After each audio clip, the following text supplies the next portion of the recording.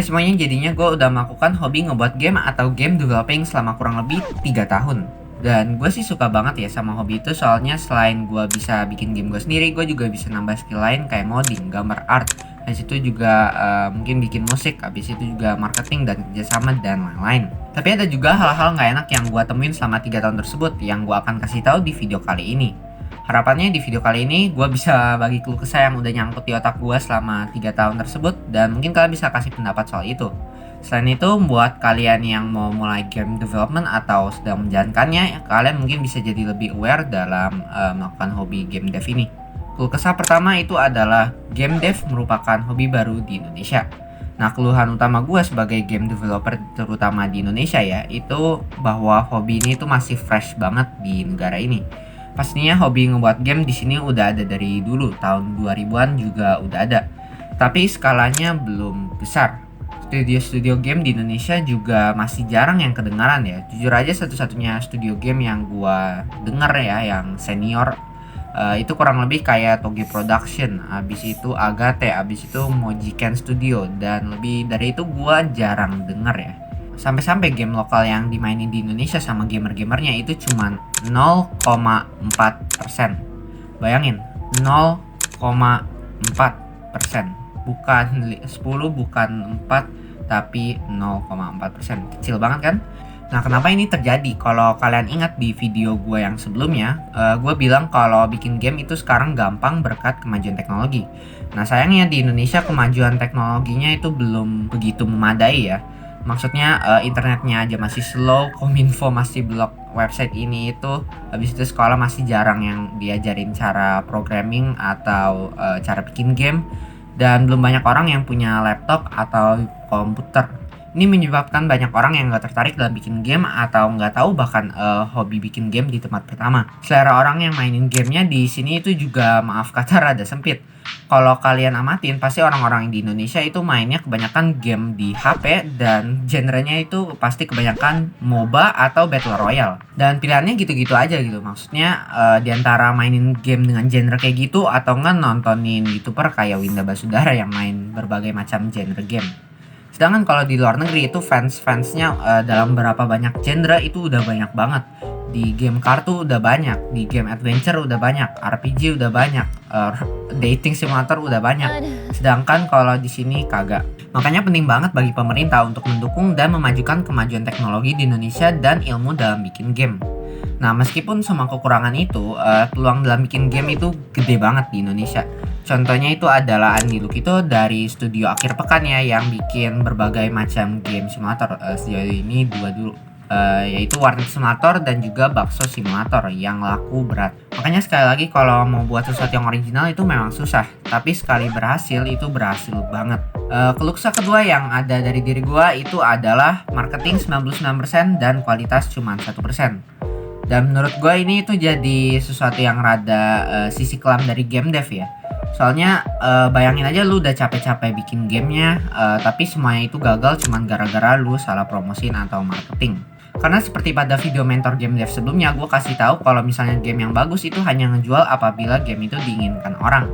Dan bagi gue ini itu menjadi suatu kenyataan yang kelam ya.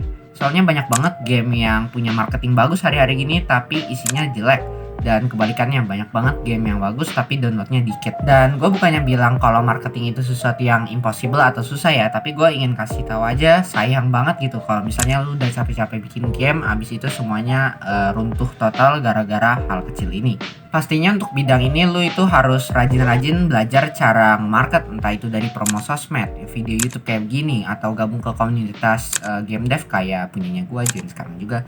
Dan lu bisa mungkin aja reach out ke publisher game. Contoh publisher game yang ada di Indonesia itu adalah Toge Production dengan kampanye TGFI ya, atau Toge Game Fund Initiative. Di program kayak begitu, kalian harus kasih demo dari game kalian ke pihak Toge, dan kalau mereka tertarik, mereka akan danain game kalian dengan syarat mereka yang publish.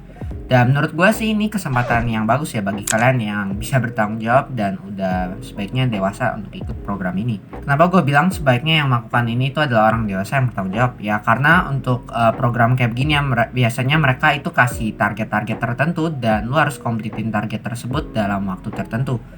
Dan gue bukannya bilang kalau gue sendiri nggak tanggung jawab, tapi karena gue SMP banyak banget hal-hal yang di luar kendali gue yang gue nggak bisa atur gitu. Kayak bayangin gue disuruh kerjain target gamenya, lagi bikin-bikin nih, habis itu tiba-tiba dilanda ujian, dilanda ulangan dan seterusnya yang bikin gue nggak bisa penuhin target tersebut. Keluh kesah terakhir yang gue akan sampaikan di video ini itu adalah bikin game makan waktu. Bikin game itu sebenarnya bukan makan waktu doang, pastinya makan energi dan juga waktu, tapi karena energi itu bisa dibalikan kembali dengan misalnya tidur, ya makanya gue bakalan ambil dalam sisi waktu, soalnya waktu tidak bisa terulang kembali. Oke, dalam bikin game itu terutama yang serius ya, pastinya itu makan waktu yang tidak sebentar. Di video sebelumnya gue udah kasih tahu kalau gue bikin game itu dari 2 hari hingga 2 tahun. Dan untuk game yang 2 tahun itu pun 2 tahun itu gue cuman cari ide sama konsep gamenya mau dibuat kemana. Dan sekarang gue baru benar-benar bikin gamenya. Makanya butuh konsistensi, kesabaran, dan pengorbanan waktu banget untuk bikin game. Contohnya kalau gue sendiri itu nyempetin waktu di Sabtu dan Minggu untuk bikin game aja. Apakah waktu main gue kemakan? Iya. Tapi jujur aja gue lebih punya tekad dalam bikin game daripada main, makanya gue relain aja. Bagian makan waktu ini terasa banget sebenarnya kalau lu jadi game dev bocil atau game dev cilik di bawah umur kayak gua, yang soalnya ya banyak banget tugas-tugas dari sekolah gitu, kayak misalnya ulangan, tugas, KI 4 dan segalanya.